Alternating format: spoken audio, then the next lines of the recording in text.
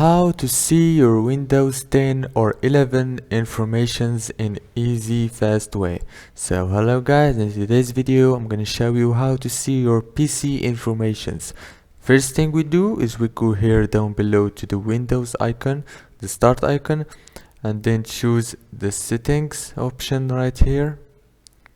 And after that you have to go to the first option, which is system, and then you will have many options here, but you have to go to the about option right here, and you will find informations of your PC, the device specifications, as you can see, the device name, the processor, the RAM, and the product ID or device ID, or even the system type, as you can see.